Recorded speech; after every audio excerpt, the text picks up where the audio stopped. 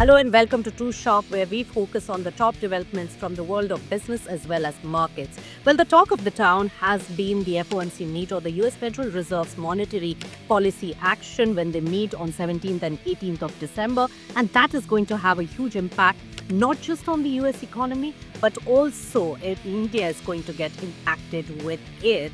And the economists as well as the markets are really baking in an expectation of 25 basis points of rate cut. Remember, this could be the third interest rate cut by the US Federal Reserve in this particular year.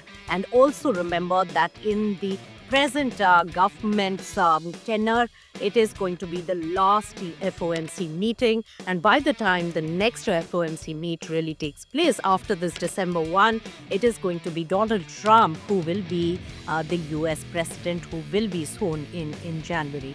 Now, when we talk about the US federal rate cut, if this were to happen, then the pressure on RBI and the expectations from the Reserve Bank of India to cut interest rates will build up more. But remember, the RBI governor has stated time and again that food inflation print has to really come down. So even though it did come down in the month of November very marginally, but it is still at elevated levels of over 9%. So that is an important factor. But easing of monetary policy in the US and an expectation being built by the RBI also to ease interest rates is going to be very critical for India. And from the different standpoint for the Indian stock markets as well, the FII inflows have been a worrying bit for the Indian markets. And that has kept Indian markets a little shaky as well, with the huge amount of outflows we have seen. So in easing in the interest rate in the US could ease some pressure and therefore attract more foreign inflows into the Indian market.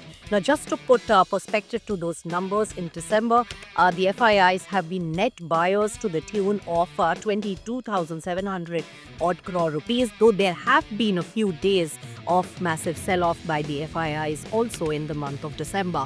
While in November, it was to the tune of 21,600 crore rupees. October was the worst month with 94,000 crore rupees of outflows by the FIIs from the Indian stock market, while they bought heavily in the month of September. So monetary easing extremely critical for more liquidity and more demand for the Indian stocks, especially by the foreign investors and participants. Now, when we talk about the Indian markets today, well, it was the key indices which lost in trade. They were on the weaker side, closed in the red, but it was a broader universe, that is the mid caps as well as the small caps, which really outperformed the key indices. And there was a fair bit of buying interest seen in those particular pockets. And therefore, despite the blue chips as well as the key indices not performing well, the market breadth was still on the stronger side, with more advancing stocks than those declining in trade today.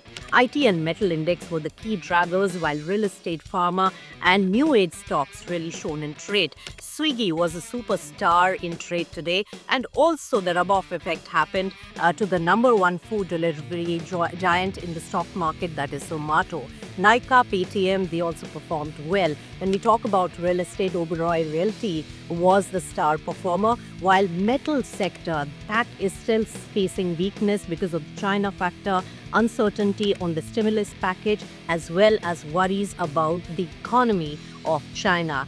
IT was a weak lot as well in trade today.